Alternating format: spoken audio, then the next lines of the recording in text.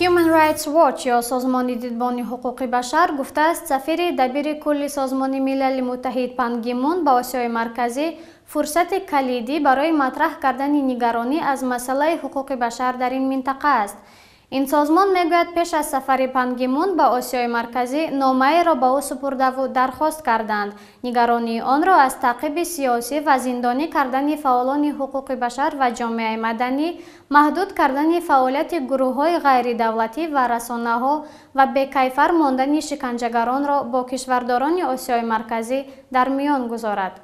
ورونیکا گولستون مدیر مدافع سازمان دیدبان حقوق بشر در امور آسیای مرکزی با اشاره به سرکوب شدن فعالان حقوق بشر و جامعه مدنی در این منطقه گفته است مسئله حقوق بشر باید در جایگاه برجسته دستور کاری دبیر کل سازمان ملل متحد باشد. وی افزوده است دبیر کل باید به قضیه های ولادیمیر کازلوف رهبر مخالفان در قزاقستان، عظیمجان اسکروف مدافع حقوق بشر در قرقیزستان، شهرت قدرتوف وکیل مدافع و زید سعیدوف کارکشا در تاجیکستان، قلگلدی انانیازوف مخالف سیاسی در ترکمنستان و اعظم فرمانوف وکیل مدافع در ازبکستان توجه ویژه کند. ایوب ایگاموف سیاستشناس تاجیک شک دارد که دبیر کل به این مراجعت جواب مثبت دادن تواند، چون که به نظر وی نفوذ سازمان ملل متحد در دولت‌های نه تنها ابرقدرت بلکه دولت‌های کوچک نیز پایان رفته ایستاده است. خیلی که باز یک مسئله دیگر خیلی که از واو معلوم شد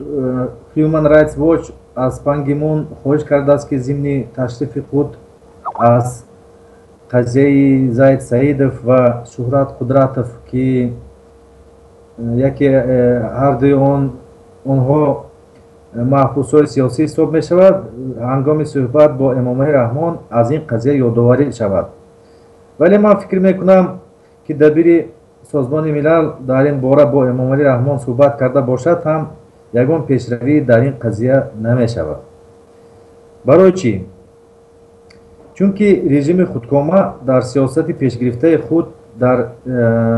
خصوصا در فشار بالای مخالفین خود سخن کسی را نمیگیرد. زیرا مخالفین پرقوت این باعث شکستن رژیم دیکتاتوری می شود و برای همین فکر میکنم که از این تشریف دبیر سازمان ملل یگان پیشروی در این دو قضیه انتظار شدن ناممکن است.